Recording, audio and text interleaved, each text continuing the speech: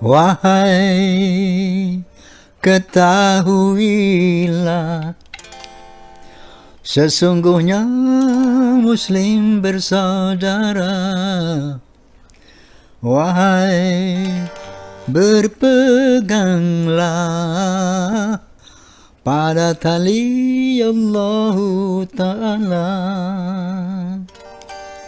Hayo, bersatu padu, hayo, dan seirama, hayo, seiman sejalan, berpedoman pada Quran, mari galang persatuan. Berpedoman pada Quran, mari galang persatuan.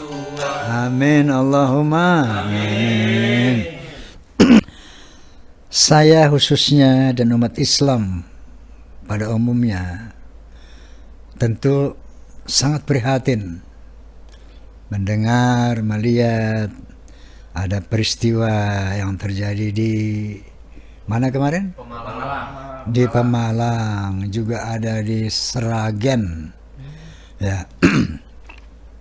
Benturan antara PWI LS dan FPI. Astagfirullahalazim, ini sesuatu yang sama sekali jauh daripada perintah Allah SWT, ya. Bahwa yang tidak boleh dalam Islam itu tafarruq, berpecah belah, bercerai-berai. Munculnya tesis Kiai Imad sebagai reaksi dari sebuah aksi, ya. Oknum-oknum Ba'alawi, saudara-saudara kita dari Ba'alawi, yang bersikap merendahkan ulama-ulama pribumi, yang mengatakan diantaranya misalnya kaki seorang Habib yang bodoh lebih mulia dari kepala ulama yang alim. Satu Habib yang bodoh lebih mulia daripada 70 alim pribumi. Dan banyak lagi penghinaan-penghinaan dilakukan oleh kaum Ba'alawi. Kata-kata yang kasar, kemudian provokasi-provokasi, kemudian juga dawir-dawir yang dilakukan dengan dalih ini untuk Rasulullah, agar mendapat syafaat dari Rasulullah, maka mereka mendawir umat yang terlebih dahulu mendoktrin dengan khurafat-khurafat yang sama sekali ini jauh daripada akidah umat Islam, bahkan cenderung merendahkan Rasulullah Sallallahu Alaihi Wasallam. Contoh, leluhur mereka faqih muqaddam bisa mi'raj 70 kali satu malam. 70 kali satu malam. Rasulullah hanya satu kali diizinkan oleh Allah. Kalau ada orang mengatakan 70 kali, berarti ini kualitasnya di atas Rasulullah. Ini sudah merendahkan Nabi Sallallahu Alaihi Wasallam. Ada lagi yang mengatakan punya karomah, bisa menurunkan rantai emas dari langit, yang bisa menurunkan hujan susu, yang bisa memadamkan api neraka. Ini adalah cerita-cerita yang sebetulnya merendahkan Rasulullah Sallallahu Alaihi Wasallam. Bahkan kemusyrikan pun yang dilakukan luar biasa. Sampai-sampai kalau memohon kepada Allah, cukup lihat foto ini, ya Habib, kami punya persoalan, keluar dari sini, dapat solusi. Nah, inilah yang menimbulkan Kiai Imaduddin Al-Bantani meneliti apakah benar ini dzurriyyah Rasul seperti ini. Yang sebelumnya beliau adalah pencinta Ba'alawi, bahkan anggota FPI, termasuk saya juga dulu. Lingkungan hidup saya dari kecil sampai umur 50 sekarang ini. Gue umur 50, amin lah. Itu hidup saya dalam lingkaran Ba'alawi. Tetapi dengan melihat kondisi ini, maka Kiai Imaduddin terpanggil untuk mengadakan penelitian berdasarkan ilmu nasab dan ilmu sejarah. Dengan keberanian yang luar biasa, maka dinyatakan ternyata menurut ilmu nasab, ilmu sejarah, ini Ba'alawi ini tidak tersambung nasabnya kepada Rasulullah Sallallahu Alaihi Wasallam.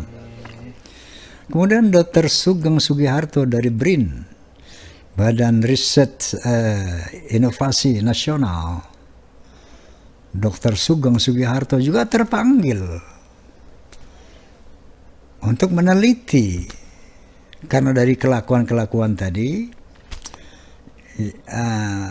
dari sisi biologi ternyata setelah diteliti haplogrup Ba'alawi adalah G, sementara Rasulullah SAW dan Quraisy J1. Kemudian ada lagi seorang mu'alaf profesor yang luar biasa ilmunya. Dia menguasai Taurat, Injil, dan Al-Quranul Karim. Seorang filolog yang bernama Profesor Menaim Ali juga terpanggil mengadakan penelitian yang hasilnya mengatakan bahwa Ba'alawi ini bukan orang Arab. Nah, jadi dari 3 disiplin ilmu ini, maka umat mulai tercerahkan bahwa mereka bukan zuriyah Nabi SAW. Nah, wajar dan logis ya, kalau Ba'alawi ini terperanjat, terkejut, bahkan quote and quote marah. Manusiawi. Namun, kenapa mereka marah? Karena selama ini ternyata mereka telah menikmati satu privilege, kemuliaan di atas umat Islam di Indonesia. Dalam berbagai aspek kehidupan, mereka merasa mulia, dan tiba-tiba ada yang mengkritisi, tentunya mereka merasa akan kehilangan kemuliaan, bahkan akan kehilangan pendapatan secara ekonomi. Marah. Oke. Makanya dalam podcast ini sering saya mengatakan, kalau saya bunyi wallahil azim bukan dengan dasar kebencian, tidak. Bukan dasar kepentingan pribadi atau kelompok. Na'udzubillahi min dzalik. Tidak. Tapi karena terpanggil oleh perintah Allah Subhanahu wa taala. Wa tawassaw bil haqq wa tawassaw bis sabr. Saling berwasiatlah tentang kebenaran. Saling berwasiatlah tentang kesabaran.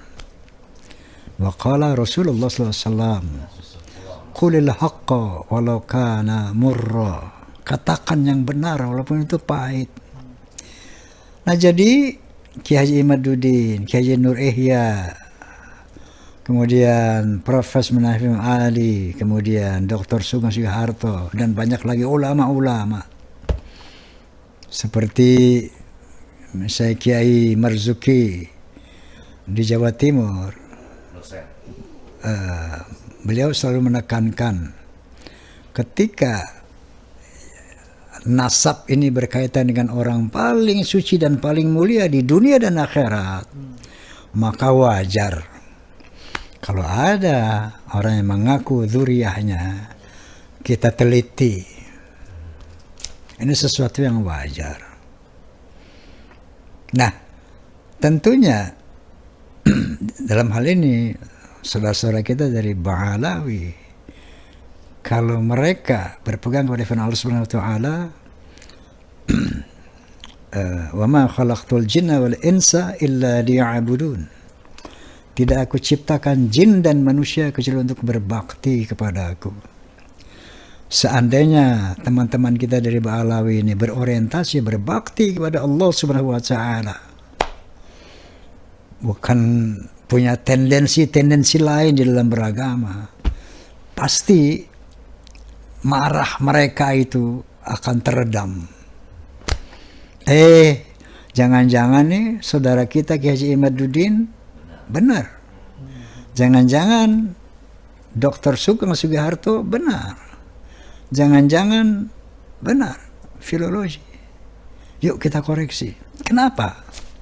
Karena kita akan bertanggung jawab pada Allah Subhanahu wa taala dengan apapun yang kita lakukan di sini. Seyogianya menurut saya, inilah sikap Ba'alawi seharusnya. Ini polemik nasab. Oke. Ilmiah dibantah dengan ilmiah seharusnya. Data dibantah dengan data. Bagus sekali seandainya mereka mau duduk bareng, dan bagus sekali kalau mereka mau tes DNA.